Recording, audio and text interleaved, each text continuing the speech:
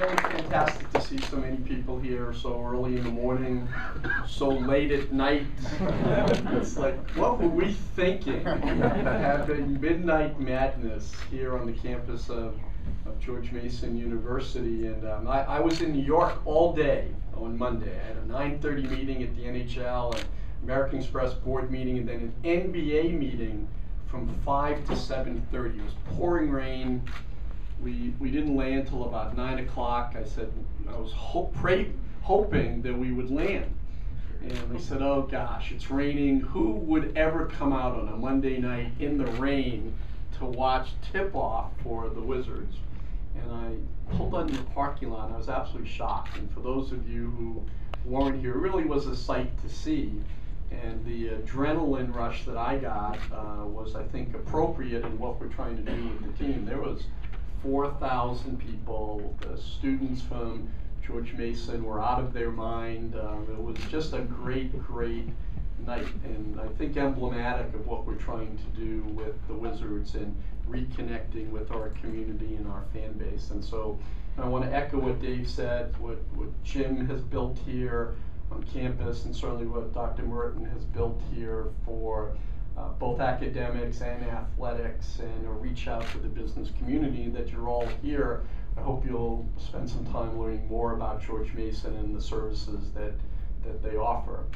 I really do believe in community. I think that that we live in a very special place. We're called the Washington Wizards, but really we're here to service Washington, Virginia, and Maryland. That is our 3-state community. It's why we're a big market team. Our television network, we reach 5.5 million people. And I'm very cognizant of the kind of investment that fans make. It's not just your dollars, it's your time. Getting to an event like this, I live in McLean, Virginia. The traffic wasn't very good this morning. Getting here, you make an investment of your time. You also make investment of your keystrokes and your click streams. And so, you know, I know the social responsibility that we have in owning and managing the team, and that we kind of hold the psyche of this community in the palm of our hands. When the Redskins beat Dallas on Monday, all is well in the city. When the Redskins lose to the Rams, people are just depressed. When the Caps have the best record in the NHL, everyone's uplifted. When we lose in Game 7 in the first round, people are morose and depressed. And so owning a sports team is a real living exemplar of what I call a double bottom line business. And we take that very seriously in our partnership. We think we're in this together. And for a relatively small business, it has a very large psychic footprint in the community. And we have a living, positive case study going with the Washington Capitals. The team is exciting, it's young, it's positive. I think we'll be a playoff contending team for a decade. We made the playoffs 3 years in a row, and we will be better this year than we were last year. And we got younger in the process. And so there's something exciting about young players buying into a culture, really wanting to play in front of a community of fans, knowing that the community has their back, and that Karetsu kind of feeling that is built is vital for the success of the team. And now we have the privilege of owning and operating the Washington Wizards. And this is a basketball mad community.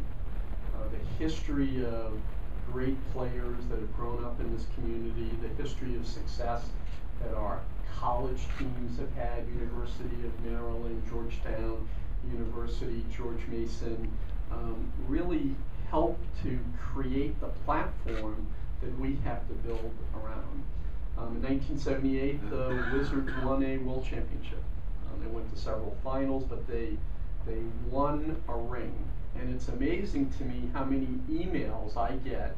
Got one this morning, someone who had not been a Wizard season ticket holder for 3 years, and wrote me an article based on an interview that I did about connecting, paying homage to the past and making our own way to the future, about bringing in Elvin Hayes, and Earl Monroe's going to be here on campus Thursday.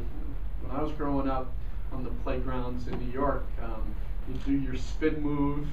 I had one friend who used to wear little bells on his sneakers because he said he'd break someone down and little bells and tell him where he is.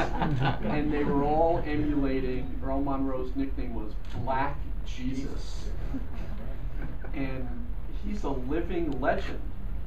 He went to the Knicks, but he went into the Hall of Fame wearing his Bullets jersey. And this fan wrote me this letter saying, "You lost me, but I'm back.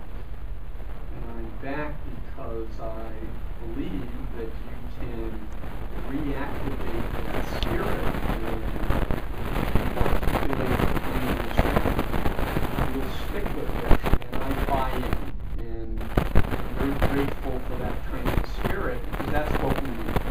I need your help. We're working really, really hard. One is, and I have firm conviction that it's not about a player, it's about culture, systems, belief system, bringing in young players who are coachable, and having them aspire to a higher calling. And to start, the higher calling is to win some games and forge an identity as a unit of being winners. And then once they get that positive self-reinforcement that they're a unit, then we can aspire to make the playoffs. And once we start to make the playoffs, because we're young, we want to make the playoffs a lot. And then if you make the playoffs a lot, and you have upside, as the older teams that are winning championships start to get older and they're drafting low, you take your place in the echelon and move up. And I have seen that firsthand with the Caps. And that's exactly what we're going to do with the Wizards. And we have total buy-in from the coaching staff. We read the Washington Post early this morning. They're excited because it's a blank slate of young players who can be taught to do the right thing the right way. On the business front, we are all being relentless. Jim Van Stone, if you'd raise your hand, Greg Bibb, if you'd raise your hand, the whole staff, and all the staff raise their hand here. We are honestly here to serve you. Last night was the first Caps preseason game, and early this morning, I got 8 emails from fans who had noticed things that they had asked for that they saw. It ranged from, boy, the red steps look great with people dressed in red in the stands. Another gentleman wrote, "Thank you, thank you, thank you, thank you. I can now put my beer on something while I'm using the bathroom." And he wrote this long, articulate about his dilemma before this. Hold the cup in my mouth, place the cup on the floor, hand it to the man behind you. Is it dead on serious? And we solve the problem.